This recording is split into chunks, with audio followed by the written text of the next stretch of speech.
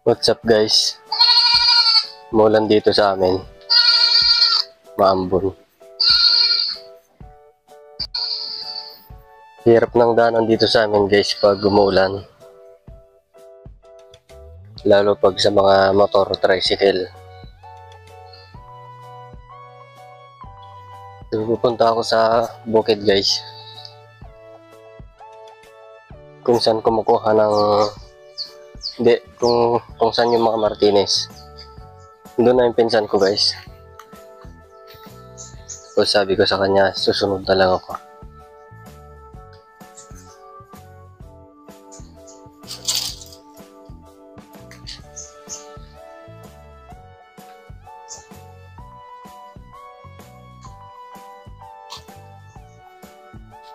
So ngayon lang ako nakapag-video guys.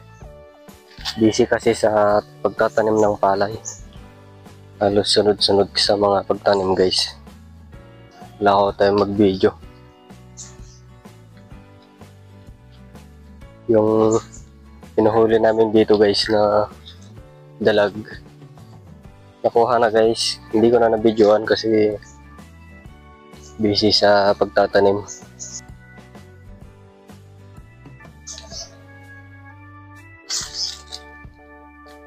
Marami ng lamok dito guys.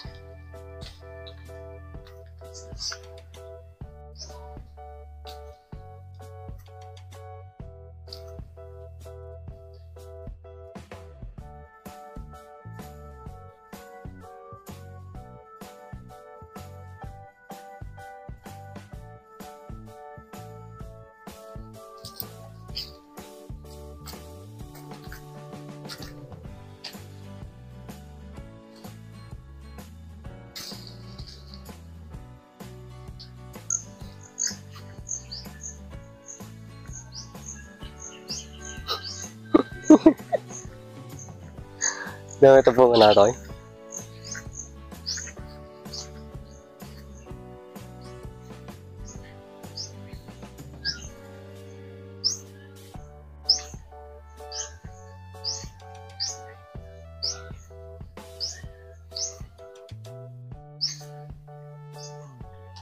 Guys, ito yung mga bahay dito guys.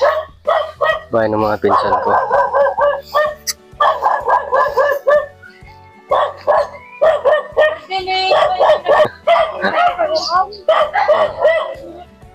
Mga dalag tubo o ngayon.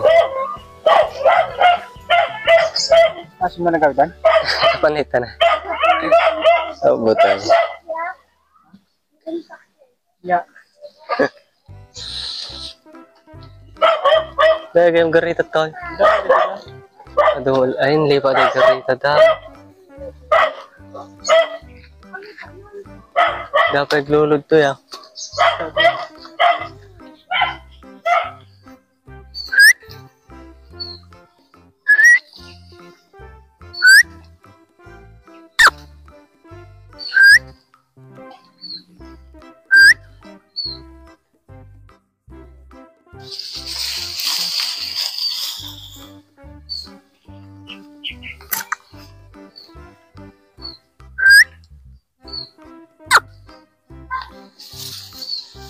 Tinawag ko yung aso ko guys.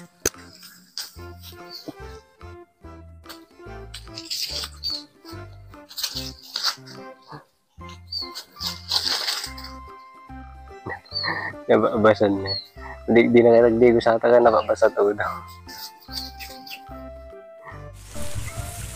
Ha? Guys, may nakita kaming rabong.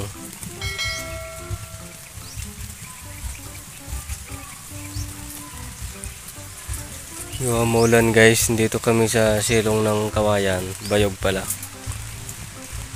Kasi inihintay namin na may dumapo sa Martinez guys. Kasi ganito yan guys, explain ko. Yung Martinez na nasa kulungan, nandyan. Tapos pinalibutan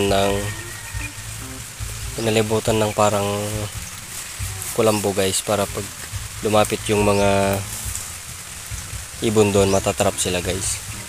Hinihintay namin dito guys.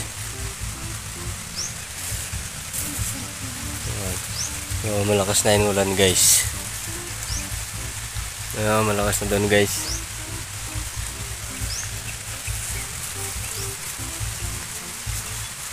So humina na yung boses ko guys kasi nalobat na yung mic ko.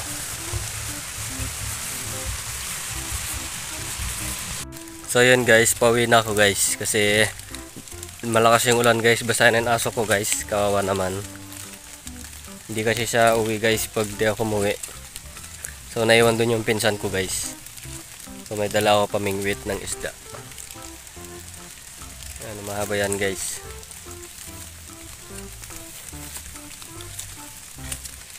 So parang alam naman ng mga ibon guys pag ganyan na may mga pamain para sa kanila. Hindi sila basta-basta lumalapit. So yun guys, pauwi na ako guys. So maambon pa dito. Sarap sana magtanim nito guys pag umaambon. Kaso nasakto naman na wala kaming pagtataniman. So yun guys, hanggang dito na lang yung video. Those doors, I'm a fool for your love.